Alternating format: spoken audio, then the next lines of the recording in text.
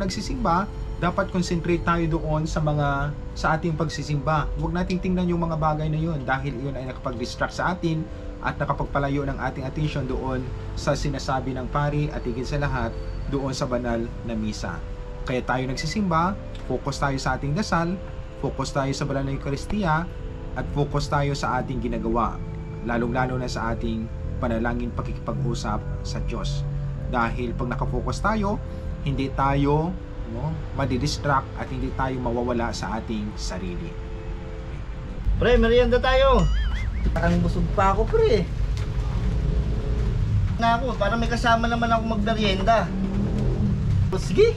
At gutom na rin naman talaga ako eh. Halika dito, tara. Merienda tayo. Alam mo, pre, nagsimba ako kanina. Oh. Habang nagsasalita si Father, may nagkwekwentuhan o nagchichismisan sa tabi ko. Yung mga pinagchichismisan, pre? Hindi mga boyfriend nila. Sana sa labas na lang nila pinag-uusapan pagkatapos sana ng simba. Mali yung ginagawa nila na yung pre, no? Biro mo, sa loob pa nila ng simbahan pinagkwekwentuhan yung mga ganung chismisan. Dapat pagkatapos sana ng simba, paglabas, sa kanila pag-usapan sana. Alam mo, pre, ganun din yung experience ko din kanina nung nagsimba ko eh. Karin pala ka ganina? Oo. Karami ko ding nakitang mga nagkukwentuhan din eh. Tapos yung iba, imbis na magsuot sila ng mga saktong suot lang, mga may ikli pa, mga labas pa yung dibdib.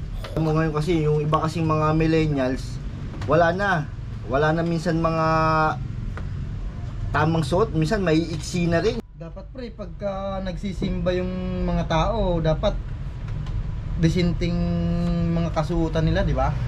Mismong tahanan ng Diyos eh, na dapat nating igalang. Kaya nga tayo nagsisimba para mabawasan yung kasalanan, di ba? Kaya dapat yung mga nagsisimba, dapat tingnan naman nila yung kasuotan nila kung tama ba bago sila papasok ng simbahan. Pre, ngayon yung iba hindi na tama talaga yung kasuotan, minsan maiksi na, labas pa yung puso, disente ang damit sana pag nagsisimba. Para sana pag nakikita ng ibang tao, okay sa paningin yung mga suot nila. Kaya nga pre, tapos pagka tinitigan mo, sabihin bastos ka, di ba? O di imbis na mabawasan yung kasalanan natin, mas lalo pang nagdagan kasi pa. Mali yung iniisip nila eh. Siyempre titingin tayo kasi, uy, bakit ganito yung kasuotan nito? Nasa loob tayo ng simbahan, di ba? Oo. Minsan sa nagsusuot kasi ang may problema dyan. Yung iba kasi gusto kasi sexy pagka tinitingnan. Tanungin natin tungkol sa napag-usapan natin kaganina sa simbahan. Ano bang pinag-usapan nyo kanina? Tungkol pre sa sa pagsimba namin kanina eh. O ano bang tungkol sa pagsisimba nyo kanina? Marami kasi kaming nakitang mali sa loob ng simbahan eh. Mga katulad namin mga nagsisimba eh. Ng mga kasuotan. Minsan nagsasalita yung pare, sila naman nagkukwentuhan. Yun ang mga nakita naming mali doon. Si kumpare, ano naman yung nakikita mo? Habang nagsisimba ako kanina, yung katabi ko naman, chismisan ng chismisan. Pinagchichismisan nila yung boyfriend nila. Ah, ganun ba? Yun pala yung nangyari kanina sa pagsisimba nyo?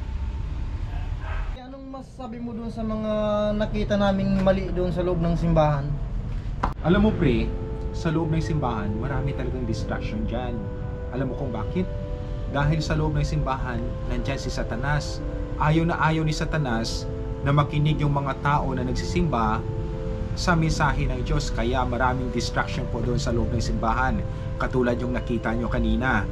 Yung katulad yung nakita nyo na nakipagchismisan, maiksi ang suot, yung maingay ang loob ng simbahan, at higit sa lahat, yung mga hindi ka nais-nais na nakikita natin sa loob ng simbahan. Bakit? Dahil natitempt tayo, dinidistract tayo ng demonyo para hindi tayo makapakinig sa mabuting balita ng kaligtasan. Pangalawa, talaga sa simbahan, marami pong ganyan, no? Dahil alam kung ano ang dapat na kasuotan sa loob ng simbahan. At tayo naman nagsisimba, dapat concentrate tayo doon sa ating pagsisimba. Huwag nating tingnan yung mga bagay na yun dahil yun ay nakapag-distract sa atin at nakapagpalayo ng ating attention doon sa sinasabi ng pari at higit sa lahat doon sa banal na misa. Kaya tayo nagsisimba, focus tayo sa ating dasal, focus tayo sa banal na Eucharistia, at focus tayo sa ating ginagawa, lalong-lalo na sa ating panalangin pakikipag-usap sa Diyos. Dahil pag nakafocus tayo, hindi tayo madidistract at hindi tayo mawawala sa ating sarili.